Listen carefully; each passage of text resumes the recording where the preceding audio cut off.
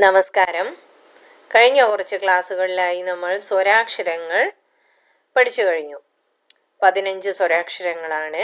അവ ഏതെല്ലാമെന്ന് നമുക്ക് ഒന്നുകൂടി നോക്കാം. അ, ആ, ഇ, ഈ, ഉ, ഊ, ഋ, എ, ഐ, ഒ, ഔ, അ. ഇതെല്ലാവരും പഠിച്ചു കഴിഞ്ഞിരിക്കുമെന്ന് വിചാരിക്കുന്നു. ഇന്ന് നമ്മൾ പഠിക്കാൻ പോകുന്നത് വ്യഞ്ജനാക്ഷരങ്ങൾ. വ്യഞ്ജനാക്ഷരങ്ങൾ ഏതെല്ലാമെന്ന് നോക്കാം. ക, ഖ, ഗ, ഘ, ങ, ച, ഛ, ജ, ഝ, ഞ, ട, ഠ, ഡ, ഢ, ണ, ത, ഥ, ദ, ധ, ന, പ, ഫ, ബ, ഭ, മ, യ, ര, ല, വ, ശ, ഷ, സ, ഹ, ള, ഴ, റ. ഇന്ന് നമ്മൾ പരിചയപ്പെടാൻ പോകുന്നത് ക വർഗത്തിൽപ്പെട്ട അക്ഷരങ്ങളാണ്. ഒന്നുകൂടി നോക്കാം. ക, ഒന്ന് പറഞ്ഞു നോക്കിയേ. ക വെച്ചിട്ടുള്ള ഒരു വാക്ക് പരിചയപ്പെടാം. കളം. പിന്നെ അടുത്ത അക്ഷരം ഖ.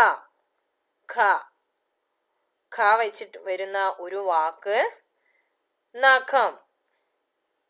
അടുത്ത അക്ഷരം ഗ. വരുന്ന ഒരു വാക്കാണ് ഗദ. ഇനി അടുത്തത് ഘ.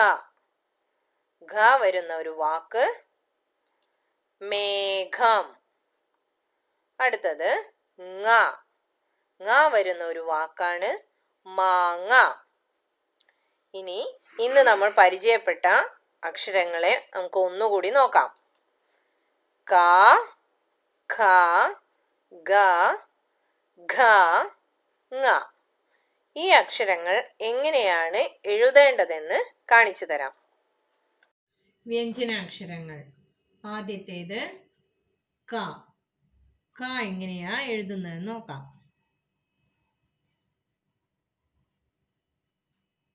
ഇതാണ് ക. ഒന്നുകൂടി എഴുതി കാണിക്കാം.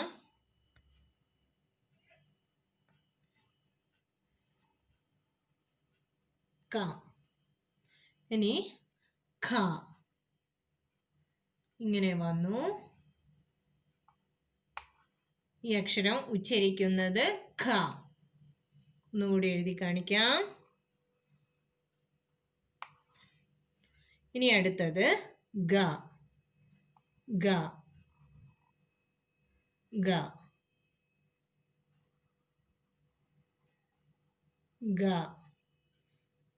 ഇനി അടുത്തത് ഘ.